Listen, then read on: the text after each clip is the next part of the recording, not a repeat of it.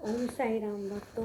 आज मैं श्री साईं चरित्र का अध्याय 3 का नेक्स्ट भाग आपके सामने प्रस्तुत करूँगी। तो माँ सरस्वती के आशीर्वाद से और गणेश जी की सर्वप्रथम वंदना करते हैं और माँ सरस्वती के आशीर्वाद से अध्याय 3 का नेक्स्ट भाग शुरू करते हैं। तो सबसे पहले सभी को ओम साई राम और बाबा सभी की मनोकामनाओं को पूर्ण करें।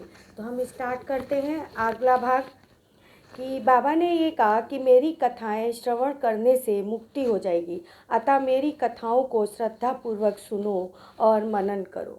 बाबा ने ये कहा था कि श्री साईं चरित्र में जो भी कथाएं लिखी गई हैं बाबा से संबंधित, तो बाबा ने कहा मेरी कथाओं को सुनो, मनन करो। तो सारी श्रवण करने से ही, सुनने मात्र से ही उन्हीं भक्तों को मुक्ति प्राप्त होगी। सुख और संतोष प्राप्ति का सरल मार्ग ही यही है। बाबा ने कहा सुख और संतोष को अगर आप तुम पाना चाहते हो तो मेरी कथाओं का श्रवण करो।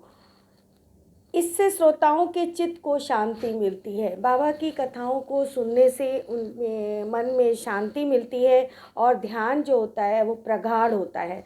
ध्यान जो है निरंतर एकाग्रचित्त होने लगता है और मन शांत होने लगता है और विश्वास में वृद्धि होने लगती है। फिर हम किसी भी काम को करते हैं तो एक दृढ़ता और विश्वास के साथ करते हैं। तब अखंड चैतन्य से अभिन्नता प्राप्त होगी। केवल साईं साईं के उच्चारण मात्र से ही समस्त पाप नष्ट हो जाएंगे।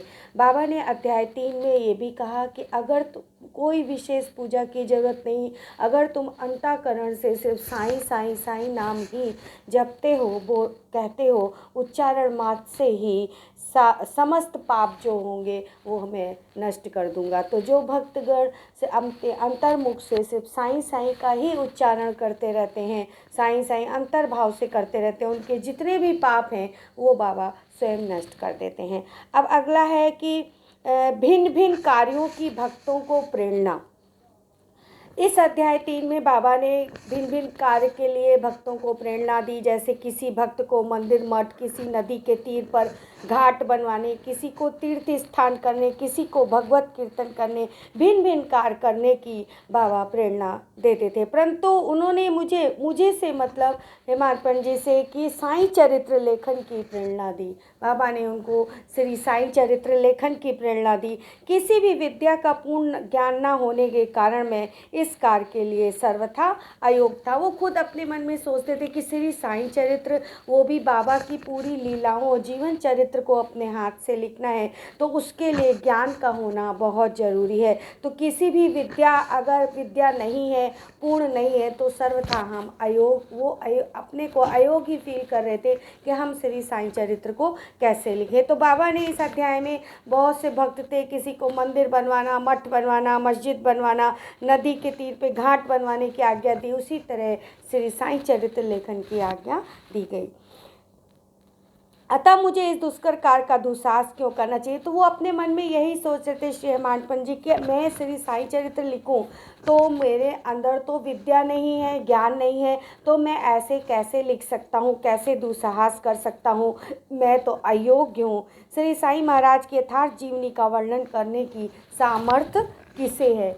वो यही कह रहे थे कि श्री साईं बाबा की जो यथार्थ जीवनी है उसका वर्णन करना के योग्य कोई भी नहीं है, तो मैं कैसे हो सकता हूँ, क्योंकि मेरे अंदर भी अज्ञान का प्रकाश है। उनकी कृपा मात्र से ही ये कार्य संभव हो सकता है।